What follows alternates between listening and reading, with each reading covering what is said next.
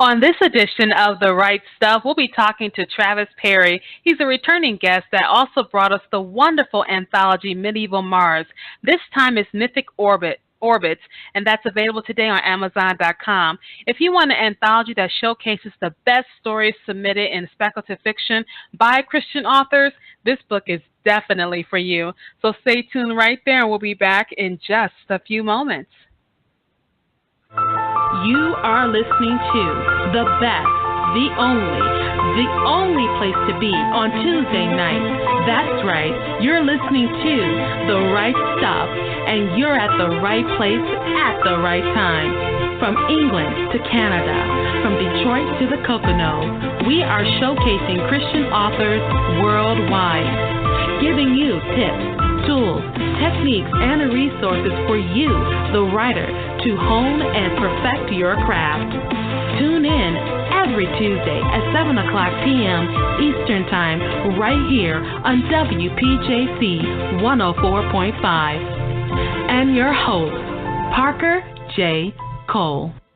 Hi, and welcome to another edition of The Right Stuff. I am glad you are here with me today as we begin to talk about a new anthology brought to us by the editor and publisher of Mythic Orbits, Travis Perry. Now, some of you may remember him from our wonderful show we had called Medieval Mars, where he talked about Mars and high fantasy and all that wonderful stuff. Well, this is a new anthology that he's going to showcase for us today, and I'm really, really excited because it takes speculative fiction by Christian authors and letting us know that Christian authors aren't just limited to Lord of the Rings. There's so many things that we write as Christian authors in speculative fiction, whether it's sci-fi, horror, paranormal, or fantasy. This book is definitely for you, so I can't wait to dig down deep into it.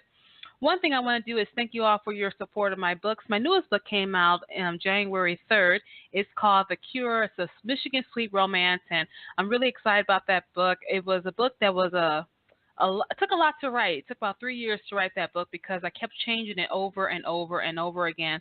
Finally, I thought maybe God doesn't want me to do this book, but apparently he did because I got it written and published, and your response so far has been absolutely wonderful. So go ahead, pick up a copy of The Cure today. It's on Amazon for $2.99 on ebook. And the paperback book is like $7.99. So go ahead, get a copy of that. Would love to get your opinion about that via a review. So I really appreciate your support. It's also available on Kindle Unlimited. If you have a Kindle Unlimited account, you can read it for free on Kindle Unlimited. I wanted to share some exciting news with you as well. I will be going to the inaugural conference in Southern California in La Mirada. It's called the Southern California Christian Writers Conference.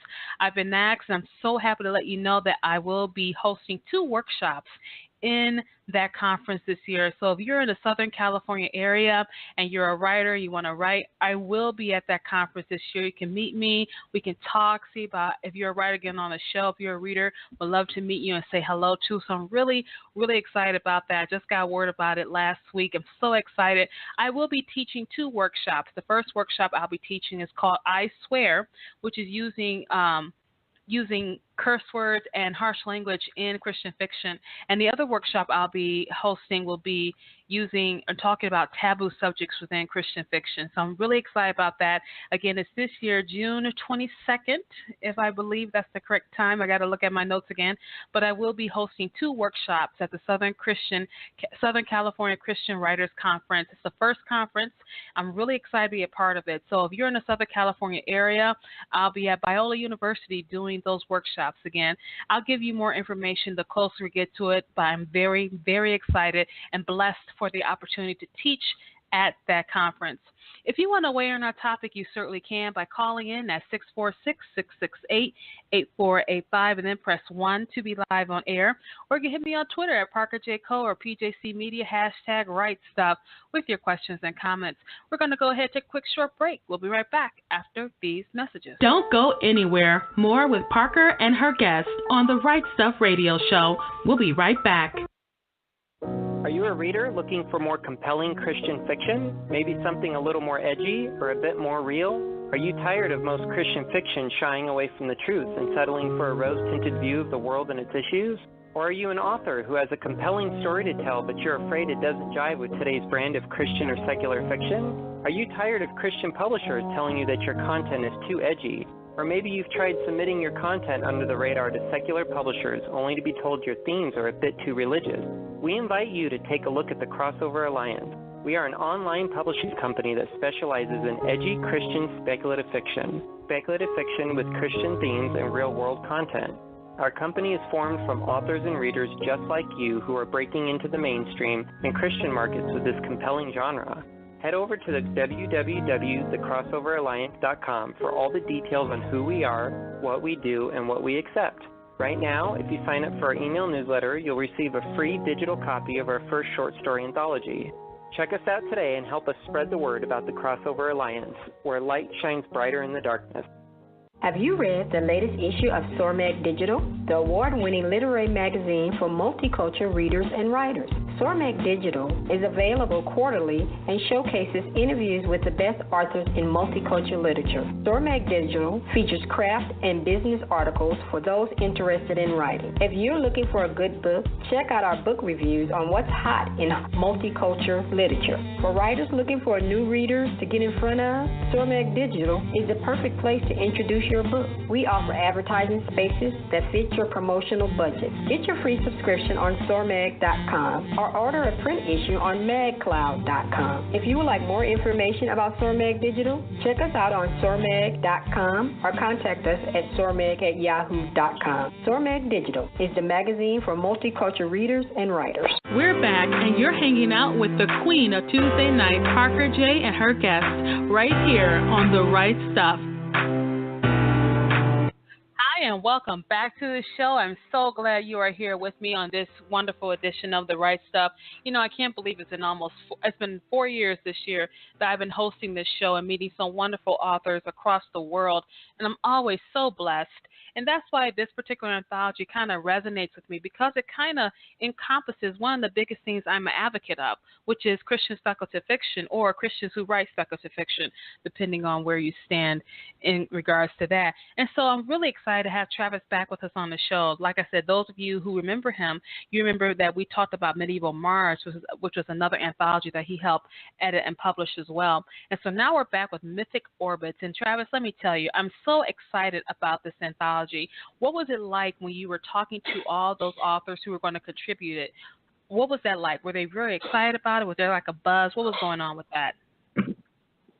Well, I think at first it kind of built up over time. At first it was kind of, I had a hard time getting interest, but boy, by the time I got to the end of the project, I had a lot of people expressing interest. It was a lot more fun, a lot more interesting. And, I guess you could say that there's an example of persistence, because I kept asking people and kept, putting out the word that I was looking for stories. And, over time I got really good feedback. What I like about it is the title. I just like the title. Like, I like the title Medieval Mars, which takes you so many different places. But when I read Mythic Orbits, I'm like, oh my gosh, I cannot wait to see what this is all about. And so go ahead and tell us, a little bit about Mythic Orbits. Is it mythical stuff, or we're talking magic? What's going on with this?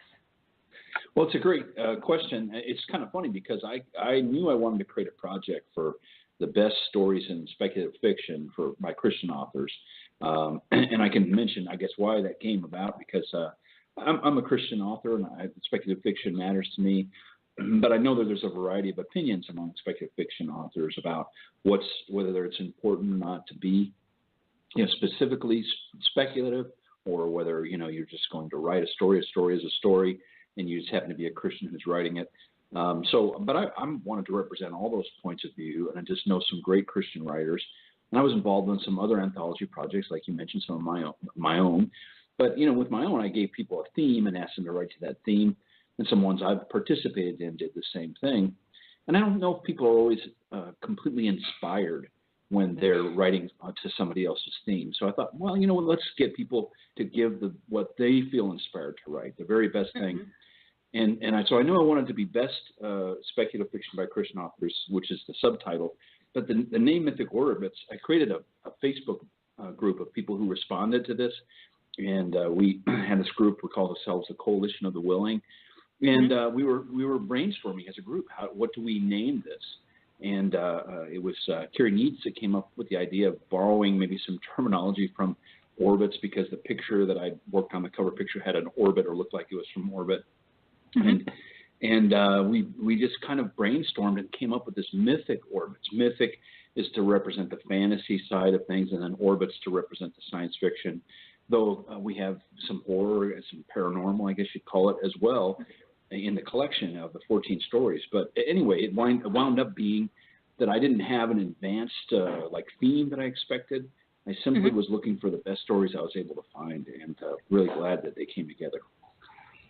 One thing about the title that really gives me kind of like a nice warm feeling, because I like stuff like this, is the fact that it does orbit you to your imagination. I actually think it kind of encompasses your imagination, because when I think of mythic orbits, the first thing I think of is space and fantasy. Like, that's the first thing that comes to mind. I saw nebulas, I saw galaxies. That's just how I think, you know.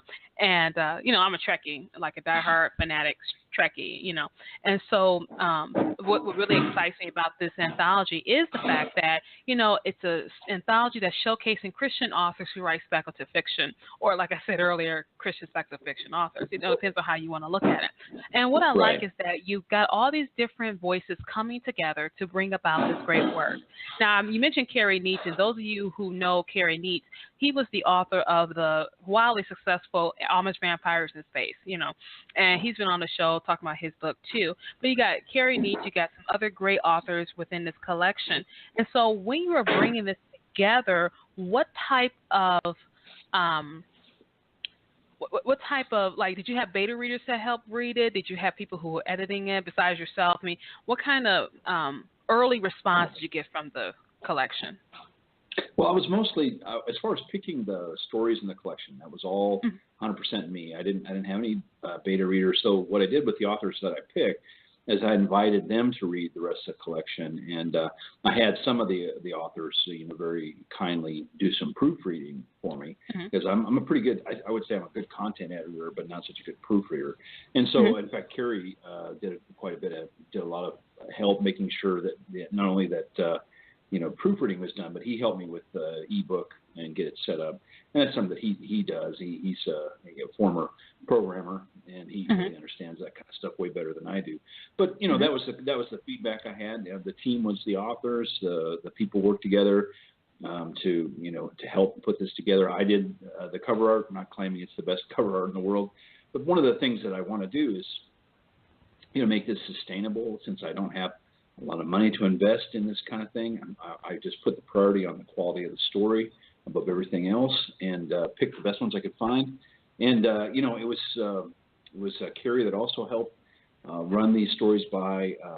I got a couple of celebrity endorsements from Kathy Tears and from Tosca Lee, and that was Carrie helped arrange that. So Carrie was really helpful in the process, but I had other authors help me a bunch too. And we had quite a bit of talk back and forth among ourselves about how we were going to put this project together, and I really enjoyed it. But I mean, the basic stories were picked, and the order that they're in, that was something that I did on my own. What I like about this too is that you made it very clear that these are Christians who are writing speculative fiction, and it's kind of, if I could say it in the right way, that's kind of bold to say that, because we're basically saying that that Christians can write great stories. And a lot of people think of Christian, the first thing they think of is Lord of the Rings. And here we are stretching the imagination, using all sorts of speculative fiction genres to do that. And you mentioned earlier that you didn't, like with the first anthology, Medieval Mars, which is available on Amazon.com. Go ahead, you'll love that book, that anthology. With Mythic, with Medieval Mars, you had a theme and a storyline, and everyone kind of followed that theme. But here, you know what? We're going to let this Christian author who's writing the story tell their story the way they want to tell it. What makes that project probably more accessible to those who like speculative fiction, but are a little bit not concerned, but a little bit leery because they may say Christian authors? Well, the thing that, one of my primary goals in this whole thing was to show that Christian authors can write well, because I think what happens sometimes in what we call Christian fiction is that people feel an obligation, I guess, to represent Christianity a certain way or tell a certain kind of story. So, we know, I mean, even Carrie kind of lampooned it in his Amish Vampires in Space, right? Or Amish Zombies from Space, is that the Amish, romance is such a huge thing. And Mm-hmm. it's just, we don't have to write Amish stories. And I mean, that's something that if you're a Christian writer, you know that. But I wanted to kind of blow the trumpet to the whole world, that great stories can be written by Christian writers. And because I've opened it up to, without any theme already pre-designated, I let people submit to me what they submitted, and I got, a satisfying variety. So that's one of the nice things about it. And some of the feedback I get from this is just quite naturally people have their favorites when they read through a collection like this. But the favorites I get are not the same for different people. So I really think, it's so easy for me to say, but I really think that this collection would appeal to just about any speculative fiction writer. I can't think of a reader that would not find at least something in a story collection that they didn't like. And you know what? The people who have ones that are not favorites, which is normal. Some people like stories more than others. They still will say, well, even though that X story, whatever it was, wasn't my favorite, it was still well written. And I didn't have any stories in this collection that I didn't think were good. And that was exactly what I wanted. And it's so far, I've never had an exception to this up to this point, because there could be that one person that, doesn't like any of it or whatever. But as of this point, every single person who's read it has given the feedback. They thought that there was a great collection of stories. So I'm just super happy to let these authors shine the way with the way God inspired them to write. They put down these stories, they put them together, and I just put them together, but they assembled their individual story. I put them in a group and put them in an order for a purpose, but it's really these authors that made this collection work. And as you know, in Medieval Mars and some of my other anthologies, I wrote part of the story or one of the stories, or as a contributing author. But for this, I didn't want it to seem like I'm just trying to sneak in my stories or make myself seem important. So I don't have any stories in this collection at all. These are all by 14 other authors other than me, and they did a great job. We are just now getting started with a conversation with Travis about Mythic Orbits. It is a new anthology that showcases some of the best stories submitted in the general field of speculative fiction by Christian authors.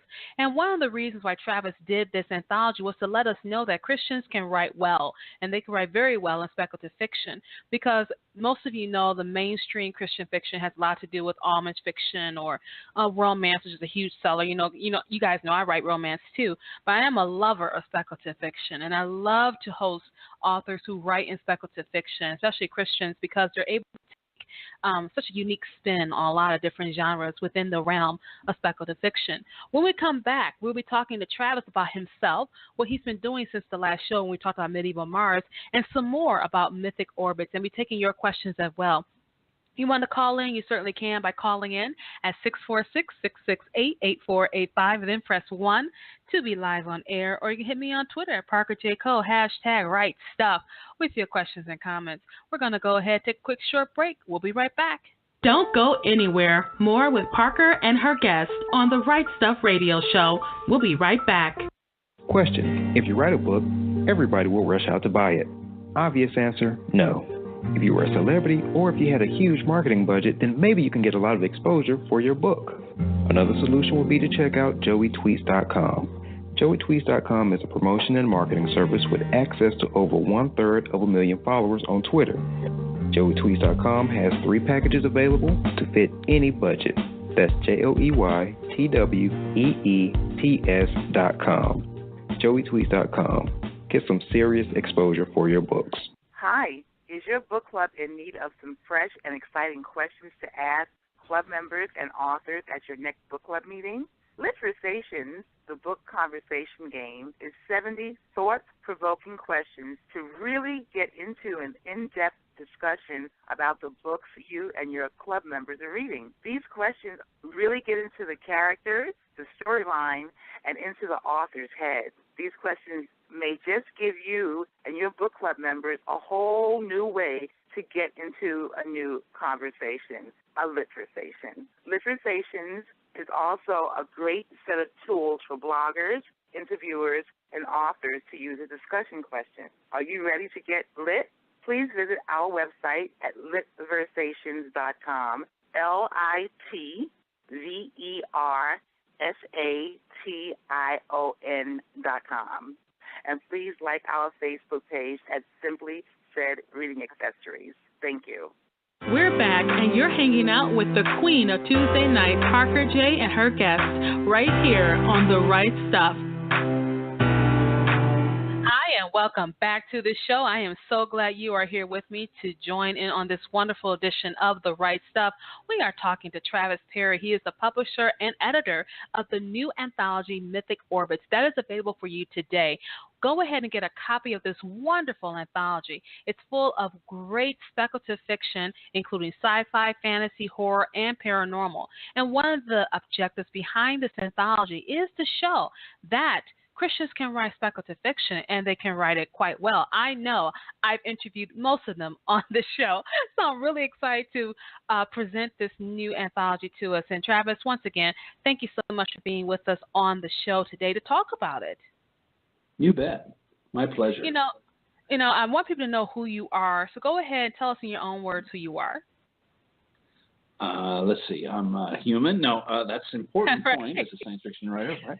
But Right. I'm an Army Reserve officer. So that's something that comes into my writing. Sometimes I write about war a little bit. I've been to Iraq and Afghanistan. I've just done a variety of other things in regular life. It's informed my writing.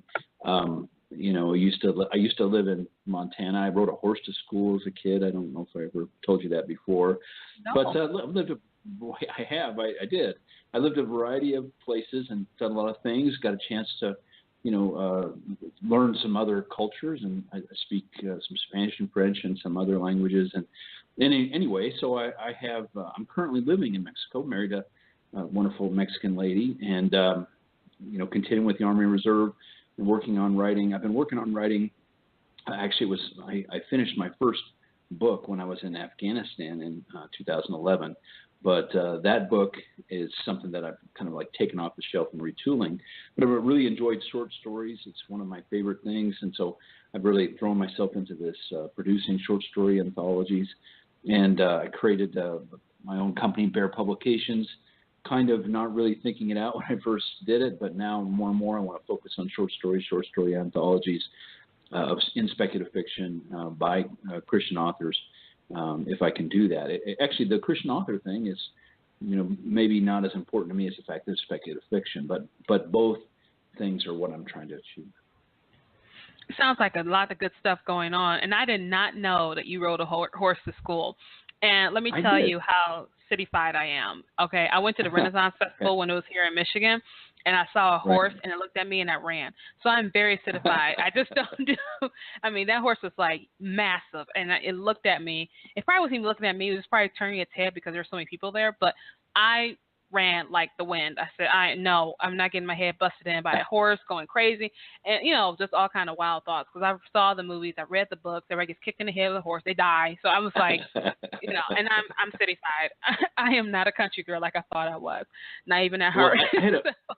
I had a whole series of horse-related accidents as a kid. There's a little bit of backstory. My father was in like a pretty serious car accident, and he couldn't work for a while, but he had a little homestead, 60 acres, and we had cows and chickens and stuff like that. And he was just trying to keep all costs low. So he would get the horses ready. I mean, this is when I was in first and second grade, and we would ride horse to school. And then on the way back, sometimes he'd meet us to pick us up, but most of the time we'd walk back. And sometimes on occasion my mom would give us a ride. But I would ride to school in first and second grade, which is pretty unusual, but that's what we did. We do have a caller calling in from 248. Last digit is 52. Caller, how are you doing today? Hi, I'm doing well. I'm enjoying listening to the conversation with Travis, too, as well. Well, thank you so much for tuning in. Did you have a question or comment for Travis? My question is this. I hear the term speculative fiction a lot, and I basically know what it is, but can you just expound upon what speculative fiction is and why it's so important to the Christian writer? Well, I think the term speculative fiction was created by a science fiction writer, and what he meant by it was just science fiction and fantasy combined. The writer was Robert Heinlein, somebody I read when I was a kid a lot. But it's included more than that now. Includes paranormal and horror. And the reason why I think it's important for Christian writers is because, I mean, we believe in a world other than our own world.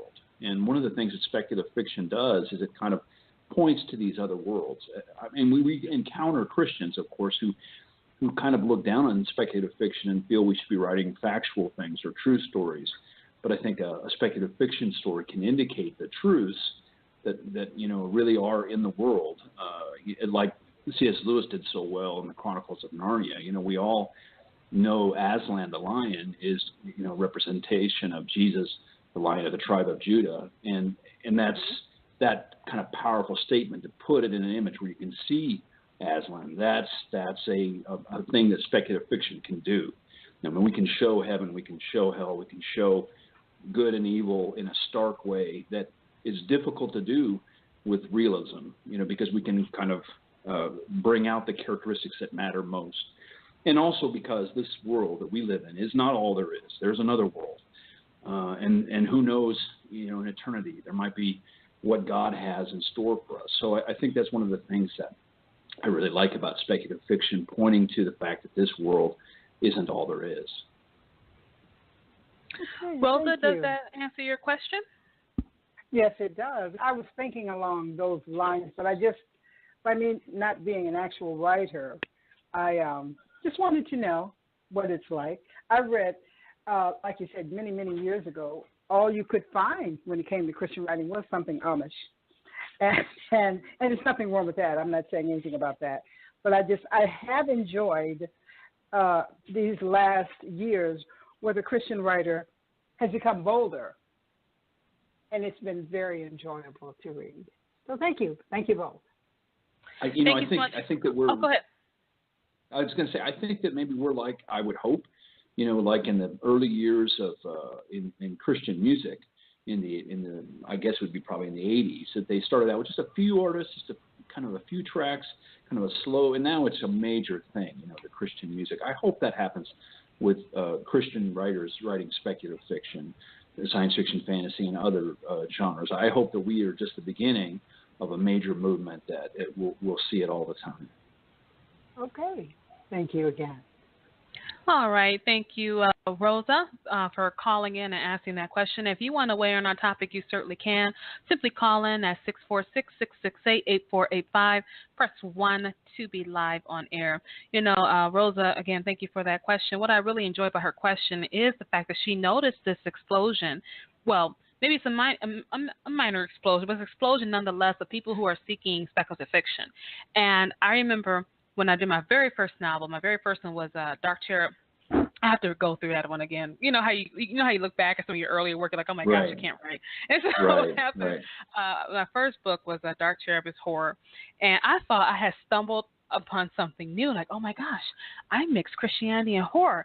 I must be on the way for something new. And then you find out, well, Decker's been doing it, Peretti's been doing it, Tosca's been doing it, all, so it's like, oh, I'm not really all that new. They're the pioneers of that type of thing.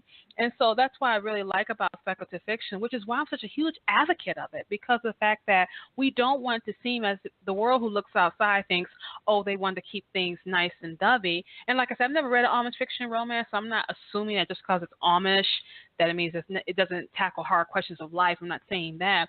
But so many people like that clean, squeaky clean, very chaste type of story, which is fine. But some of us are looking for a little more grit to our reality there. And I think sometimes speculative fiction does that. Now, we did get a question. We got a question from Sheila in Detroit. Sheila asks, is it hard for Christian authors to get published with one of the major companies? Sheila, thank you for your question. Travis? Well, I haven't been published with a major company, so I can't tell you what the process is like. What I do know in the world of publishing is that one of the things you have is more and more indie authors and small presses like me trying to catch the attention of people. So it's easy to get. I think it's harder. From what I've heard, it's harder to get the attention of a big publisher. There are ones who succeed in doing so, though. But it is kind of tough. There's more competition, more people surging forward with stories, and I think we have kind of a glut of stories. Unfortunately, some of them terrible stories, but some great stories get ignored, unfortunately. But but that's something I'm not an expert in that compared to some other people, but I do know that it's hard to get noticed in the world of as a Christian writer. Maybe that's changing. We can hope. Yeah, and that's a good point, too. And that's why I'm so excited about this anthology, Mythic Orbits. Let me tell you, to our listeners out there, you definitely want to get a copy of Mythic Orbits because it's an anthology that's showcasing some of the best stories in the general field of speculative fiction by Christian authors. And so we're not just talking, Lord of the Rings. We're talking fantasy, sci-fi, horror, paranormal. They are all going to be in this collection of stories that Travis Perry published and edited, which is available today on Amazon.com. So go ahead, pick up a copy. You won't be disappointed. I know one of the beauties of an anthology, Travis, is like when you find that one story that really captures you, and I remember reading the story. It was I think it was South American folk tales, something like that. I can't remember it now. And there were two stories that I love to read over and over and over again. Even though I already knew what was going to happen, I just love the magic of those stories. I'm pretty sure if anyone picking up this anthology, they're going to find, the whole book being a great collection of stories. But I bet you they're going to find a couple of stories they're like, I got to read this again. I love how this author takes me there. Do you think that's one of the beauties of having an anthology, because you have so many different voices contributing to the narratives? I think it is, and one of the great things, though, it may not be necessarily the same one. The story that I picked to go first is a story, As the Bones Don't Lie, by Mark Venturini, and I picked that to go first because I think the kind of the moral of the story, which I don't want to, I guess, say too much about, but it sets the tone for the whole book. This kind of unexpected ending. And it set the tone for the whole book because I wanted to get people's mind that this isn't necessarily conventional stories. So some of the stories I think are fairly conventional in how they end. But I've had feedback from different people who pick out their favorite story, and it's not always the same, which is great. That means we can reach a broader audience. Now, the story that I always love to read is that one that I put first in the anthology, Mark's story. And it's because of how he portrayed. There was two brothers in the story, and one brother, it's like risky. The one brother's in danger. The other brother's putting everything on the line to save his brother. And it's written so powerfully that, as you're going through something and proofreading, you wind up reading some of the same lines over and over again. You're like, you like the stories. There's a certain point at which you're tired of going through it, but I never got tired of reading through Mark's story about these two brothers. I just was so powerful and moving to me how he described it. So I have my own, I guess you could say that's my favorite, but I've heard a variety of people picking other favorites, so that just makes me happy. And there's, just some great, it's so easy for me to say, but some great stories. Really, people should check it out. Any story that has siblings in there, I always get kind of choked up because, as you know, my twin sister was diagnosed with ovarian cancer last year, and it's been just a huge impact on the family, you know what I mean? And so today, it's good news is that this is her last chemo. She had her last chemo session today, so I'm so excited about that. And we were all like crying and stuff, like, oh my gosh, it's over, so we're hoping that it just gets better from there. And so any story that has brothers and sisters and siblings relationship, I adore. Even if it has a bad ending to it, I hope they love each other. You know what I'm saying? So it's just like I'm looking forward to that. But I think that's what appeals to me about anthologies, particularly because, especially with this kind of anthology, people are writing the stories they want to write, and it kind of hits everyone on different levels. I think that's one of the beauties of anthologies. And so when we come back from our break, I want to talk more about your works and then some more about this anthology. So if you want to call in and talk to Travis, you certainly can. Simply call in at 646-668-8485. Press 1 to be live on air, or hit me on Twitter at Parker J. Cole or PJC Media, #WriteStuff with your questions and comments. We're going to take a quick short break. We'll be right back. Don't go anywhere. More with Parker and her guest on the Right Stuff Radio Show. We'll be right back. Engaging the culture's imagination through speculative fiction, the Untold Podcast produces audio fiction from a Christian worldview. Find us over at untoldpodcast.com, where we partner with authors to tell science fiction, fantasy, supernatural, and horror stories. Find links at untoldpodcast.com to subscribe via iTunes, Stitcher, and a variety of other platforms. Each month we produce high-quality audio fiction that's free to download and free to listen. Our submissions are open, and we're always looking to add another great story to over 24 hours of narrative entertainment. Find all of our audio fiction over at www.untoldpodcast.com. God gives humans the gift of making amazing stories to glorify Him. At speculativefaith.com, our ministry is to help fans explore fantasy, science fiction, supernatural stories, and beyond from an intentional and biblical Christian perspective. We share daily articles and have extensive archives tackling hot topics like end times beliefs, the art of writing, creative excellence in the Christian subcultures, discernment, sex, magic, Harry Potter, and space aliens and the Bible. If you are a parent or anyone else with a discriminating palate, our reviewers explore fantastical novels, movies, television, and games in light of God's beauty, goodness, and truth. Want to find Christian stories? The Spec Faith Library lists every fantastical novel we can find from a Christian author. It's all part of our mission to discern, engage, and enjoy fantastical human creativity in honor of our Creator, Jesus Christ. SpeculativeFaith.com, exploring fantastical stories for God's glory. We're back, and you're hanging out with the queen of Tuesday night, Parker J. and her guests, right here on The Right Stuff. Hi, and welcome back to the show. You're listening to The Right Stuff here on WPJC 104.5. Let me tell you, I'm so glad you are with me as we continue our discussion about mythic orbits. If you like anthologies with a diverse number of stories written by Christian authors and a speculative fiction author, this book is for you. Matter of fact, if you're not even a Christian, you're going to love this book because this book has so many different stories. It's going to capture your imagination. It's going to be very thought-provoking. It's just going to be everything that you need in a really good book. Go ahead and get a copy of Mythic Orbits today. You will not be disappointed. With me discussing this anthology is Travis Perry. He is the editor and publisher of Mythic Orbits, and he's been telling us a whole lot about it. But Travis, I want to know more about your works, what you've been doing, because I know you have a few works of your own. So go ahead and enlighten us about your works. Well, recently it is true that I've been putting a lot of my time into anthologies. In fact, some of my works I'm most proud of, most happy of, are my contributions to other anthologies, and that includes the Medieval Mars book. I really like that story that I wrote in there. I'm working on another anthology, a sequel to the Medieval Mars called Victorian Venus, that I have a story in, and planned other collections. I do, though, have a story that I've completed called The Bond of the Sword, which is kind of a fantasy combat story that I'm trying to find a publisher for, and I'm not going to publish that one myself. I'm looking for someone to publish it. And there was a story that I did, my first novel that I finished in 2011, The Crystal Portal, that I'm kind of retooling, because as you mentioned, sometimes you look back at your old work.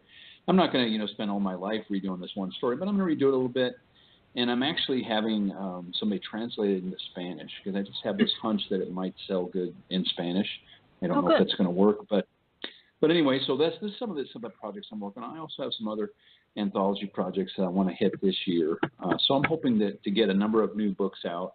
But just sometimes simple things like, I'm trying to get a website set up for Bear Publications. It's just taking me longer than I wanted to take, but it's not ready yet. But it's going to be ready soon, and I'll announce to the world what it is. But anyway, so this is what I'm doing, working on the publishing aspect of things more than my own writing, but I am doing some of my own writing too.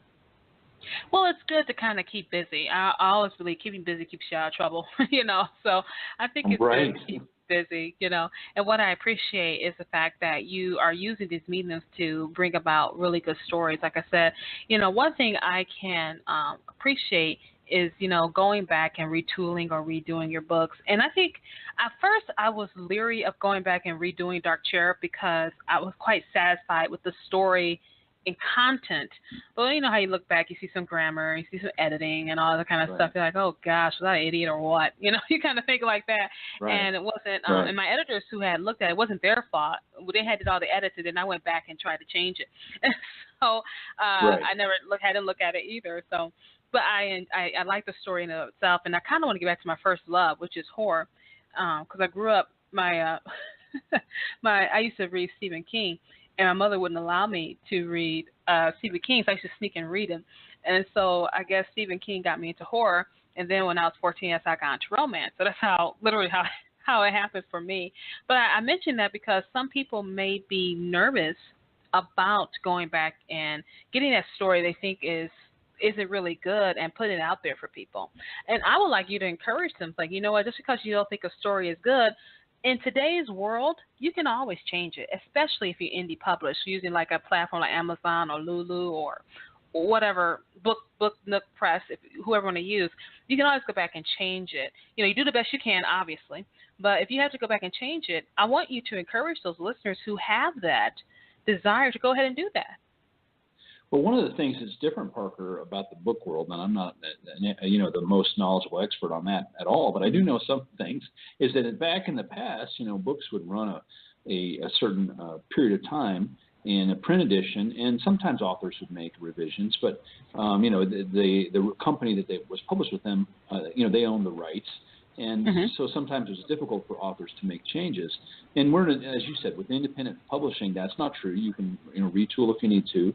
And the thing about it also is that your work is going to be available pretty much forever. That's a change in the business model, because those things used to go in print and then they'd go out of print and then they would disappear unless it was very popular and somebody would keep it around. But now that's not true. What's true now is that your book is available online somewhere, kind of in a repertoire of stories that's not going away anytime soon. So that's one thing you want to. I feel that you shouldn't be afraid to go back and change things if you need to. However, I do want to caution that I've heard stories of people that are continually retooling and don't really move on to new projects. You don't want to be that person that never does new projects. But I've done some new projects, a thing or two since 2011, and I'm ready to make what I called the Crystal Portal then I'm going to call it the Crystal Doorway, into somewhat of a different story, a little leaner, little things in a different order, a little different ending. Basically the same story, but just kind of clean up some of the language and also make some fairly important story changes. And like I mentioned, trying to make it in Spanish.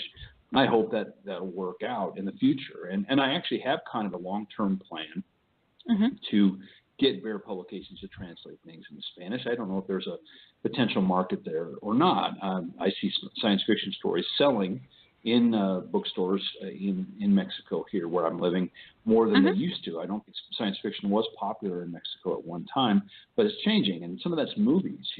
American movies of science fiction are kind of, young Mexican people, just like people all over the world, have a greater interest in science fiction. I think that, and in fantasy as well, of course. I'm a science fiction writer, so you talk about being horror your first love, and I've read a little bit of Stephen King, but my first love is science fiction. So I always that's my first reference. But I have also written fantasy and horror and a couple other things too. I've written some nonfiction about combat stuff, but mostly science fiction writer. This is Travis Perry. But by all means, like you said, people shouldn't be afraid, to redo something. Just don't get obsessed by it. It's funny. I actually think that's a very smart move to translate it, especially if you're in an area where it can sell, because I think that's the next big explosion will be translating our works into different languages and not just assuming everyone can read, English. You want to make it available to everybody if you possibly can. And, and I think that's why it's a good idea. I think it. Well, we just don't know. We don't know the future, but I think it might wind up being a big thing. Some books already are getting translated professionally, into it's happened for a long time that certain novels get translated. I mean, like for example, go to the bookstore and you could see versions of Harry Potter in Spanish. You can see the movie versions of things like Divergent. The book version, of things that are movies, because it's the movie type stories that really get popular, and then people will be buying the book version, but they're translated. There's a Hunger Games version translated in Spanish, so there's people already doing it here in this market, but Christians aren't doing it yet in a big way. So I hope that can be a trend. we'll see. But I think that's a good. I commend you for it. I think that's a good thing because multicultural, especially reaching the multicultural reader, different readers from different backgrounds, stuff like that. I think that's a really good method here. And so when we're talking about mythic orbits, what type of responses did you get from like Tosca Lee, some of your big heavy hitters, and what have you gotten from readers who have taken into the book already? Well, I mean, I could probably find some more what Tosca said exactly, but she was saying how it's that it's they're brief departures, and that there's some welcome chills in the collection, and there are, and I've got some all the kind of things I mentioned before, the feedback. So far, all the reviews I've got are 5 stars. It's I only at this point have 5 reviews on Amazon. It's not a huge number, but it's I presume someday I'll get one that's not 5 stars. But the kind of thing when I talk to people personally, like some of the authors that have read through this, or some other people I've known that read, the input I keep getting is positive, continually positive. That and it's for different ways. Like Mark Venturini, I said that I like his story best. He said that one of the stories that moved him the most was a story by called the HMS. Now I'm going to mess it up. Mangled Treasure, which is was his favorite story. So we don't all have we don't all have the same favorites. Which is and Carrie Neitz recommended to me a story called Netherore by Kirk Overbridge, and in this story, Kirk lives in Bahamas, I think, and he wrote just a very unusual story with kind of squid, a dystopian future with these vicious squid. And it's just quite unusual, and Carrie never said to me that that's his favorite, but it may be, and because he recommended the story and the author. And it's quite unusual. So I think we all have different, people who look at this collection are going to see different things in the stories. It doesn't take that long to read through one to just get a whole different take of the world. Well, that's the whole point of Mythic Orbits. That kind of brings it back to the whole Mythic Orbits things. Like you see the title, the first thing I go is space nebulas flying through, faster than light speed. I mean, that's where I go. Right. And I'm one of those authors who, if I can go high as can get, I will probably get there. So a good friend of mine made the point. I was discussing some story idea I had, some major, huge story idea I had, and he's like, you know what? You're high. And I was like, what do you mean? He was like, cut the coke. And I was like, whatever. He mean cut the coke, like, stop making it so pure, come down. I was like, whatever. But I laughed so hard because that's where I go. And I think that's why Mythic Orbits will appeal to so many different people, because it's going to touch someone on different levels. One story may hit you a certain way, another may hit you a certain way. And that's the beauty of the anthology. And like I tell our listeners, go ahead, get a copy of Mythic Orbits today.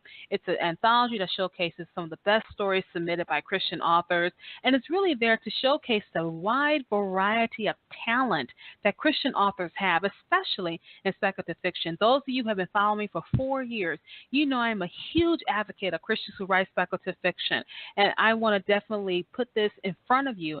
Go ahead and get a copy of it today. And once you do, make sure you leave feedback by leaving a review. I can't tell you how important it is to have authors have reviews, because that's how we gauge our writing. That's how we learn how to critique ourselves, get better. Right. So go ahead, leave a review, and let Travis know how much you appreciate it by leaving a review online as well. Now, Travis, we got about 10 minutes before the show ends, and it always goes so quickly. I'm always surprised how quickly the show goes, because we always have such a great time talking. I know you said that you're working on another project, which is Victorian Venus, which I cannot wait to read, because I already know. I remember you mentioned it when we were doing Medieval Mars, and I cannot wait to read that one, because I read Victorian romances and Regency romances, so I already know kind of what's going to happen, and so I'm really excited to see that mishmash of that together. And so, in the few moments that we have left, I want people to find out where they can find you online. I'm on Twitter, though I actually tell you the truth, I don't use Twitter very much. I'm one of those people that have a hard time writing in the character limit, but I am on Twitter, TT_Perry. I do have a blog that I blog about story ideas. So my blog is Travis's Big Idea. So that's like one word, two S's, TRAVISS, Big Idea, .blogspot.com, and I write mostly about story ideas there. And I'm on Facebook, and I am working on the Bear Publications website. Hopefully, we'll have it up and running within a couple days here. So that's the. But the Twitter you can reach me at, and you can also reach me at the you can see me on my blog or Facebook. Am I forgetting anything, Parker? I think you probably know where to find me better than I think. Okay. Right. Well, I just hit you on Facebook, like, Travis, do this for me. And I got to tell you guys, Travis has been such a huge help for me because I like science fiction, but I'm not sciencey. So Travis has been helping me phenomenal with a lot of my stuff. So maybe if you probably need some help over a little hump, maybe give Travis a holler because I think he'll help you out. If he can't help you out, he'll probably find someone who can. But I want to thank you, Travis, publicly for your help with my story ideas and stuff like that. I really appreciate it, especially when – yeah, go ahead. I've never turned down anybody. I mean, I have some people ask me ideas about things at times, and sometimes I'm more busy than others, and it may take a little while, but I'm helping. It happens. So if people want to ask for help, they know me, got a connection with me. If you want to send me an email, you can send me an email. My personal email is tt_Perry, PERRY @hotmail. And you can send me a question. I'll do what I can to help, because it's one of the things I really enjoy about being a Christian writer is helping other writers or people that have questions about things. Well, that's what your anthologies kind of showcase. That it showcases your love for helping others and to prevent others forward, and to do that. And I think that's probably what the beauty of the anthologies are. Is this a gathering of I like your Facebook group, called The Willing, and I like that because it shows that people are willing to write, willing to do this, and they're doing it for the glory of God at the end of the day. And like you said, if you look at the anthology, it's not so out there that you go, oh, I don't know, this is a Christian anthology or not, and stuff like that. But people can appreciate just the wide variety of the pen that God gave us, And I always say that toward the end of the show because I always want to encourage that author out there who has not picked up the pen to write. So go ahead, in the couple minutes that we have left, go ahead and encourage that author whom God has given the gift to write. Okay, and let me say this to these authors as well, if I may add this, Parker.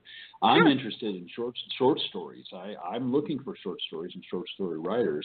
I think a lot of successful writers nowadays are writing novels, and there's some reasons why that don't really necessarily matter right now. But I want to encourage people, if you are a short story writer, if you love short stories, if you've made a bunch of them, contact me. I might be interested in publishing you. I'm looking for good short story writers. I'm looking for people that I could produce an anthology of their work. So if you feel inspired to write short stories but feel like there's no future in that, you can't sell such a book, or you need to be writing a novel, that a short story is just a warm up to a novel. No, not necessarily. I'm not telling you not to write novels. Maybe that's where God is leading you. That's what you want to do. But try writing the way you think you should write. One of the things that I came to a realization about not too long ago was that I really believe that a Christian who is seeking God and trying to do what God wants will have their inspiration guided by God. And not everybody's inspiration is going to be the same. God created an enormous variety in nature. And, I think, it's possible for a Christian to make something that God would not want you to make. But that's between you and God, and you have to check that yourself. And so you should follow your inspiration, is what I'm trying to say to these authors out here. If your inspiration seems strange or unusual, you should prayerfully consider it, of course, but keep going, keep trying, write. And don't be, stuck in one model, and don't believe that, one model you could think that you have to write is a romance because romance sells better, or you might think that you have to write novels. You don't. You can write short stories. And there might be poets out there. I don't know. I've written some poetry in my life. I wouldn't say I'm a great poet, but that's follow your inspiration. I would encourage your readers your listeners, Parker, to do that, to follow what they feel God wants them to do. And those are wise words to end the show on. I want to thank you so much, Travis, for being with us on the show today. As always, always enjoy having you back and can't wait to have you back again. Looking forward to it. Well, thank you so much, Parker. I love being on your show. I love your show. Thank you so much. And we were talking today to Travis Perry. He is the publisher and editor of the new anthology, Mythic Orbits. It is available on Amazon.com. Go ahead and get a copy of the anthology. It showcases some of the best stories submitted in speculative fiction by Christian authors. And we're not talking just Lord of the Rings. We're talking sci-fi, horror, paranormal, fantasy. What floats your boat? This anthology is going to really wet your whistle for more. And what I really like about it is that some of these authors are ones that have been interviewed on the show. Some of them are just, I'm looking forward to having them on the show. And I'm just so excited because I love to advocate for Christians who write speculative fiction or Christian speculative fiction authors, whichever one you want to go by. So go ahead and get a copy of Mythic Orbits today. It's available on Amazon.com. Make sure that when you do, you leave a review. Authors need reviews. It helps us breathe at night. We can sleep better at night when we have reviews. And I want to thank you so much for I want to thank Travis for being on the show today about that book. Before I leave, I want to tell you more about that conference I'll be going at today. It's called the SoCal Christian Writers Conference. And if you want to get more information about the conference, go to www.socalcwc.com. I will be there from June 22nd through the 24th. I will be teaching 2 75-minute workshops. The first workshop is called I Swear, which is using swear words and harsh language in Christian fiction. And then the other workshop I'll be doing is taboo subjects in Christian fiction. And I'll also be taking appointments from you guys who want to meet me, be on the show, talk to me, whatever. I'm looking forward to it. So that's from June 22nd through the 24th of this year. Very excited about it. Now, if you're in the Southern California area, you definitely don't want to miss that conference. It's going to be absolutely phenomenal. And I'll have more information for you in the weeks and months to come by. Thank you for joining me for this edition of The Right Stuff. I am the queen of Tuesday nights, Parker J. You have a wonderful, absolutely glorious, blessed day. Thank you for joining us for this edition of The Right Stuff. Follow Parker online at parkerjcole.com. To hear this show and other shows, visit the show archive at therightstuffradio.wordpress.com. We'll be back same time next week, 7 p.m. Eastern Time.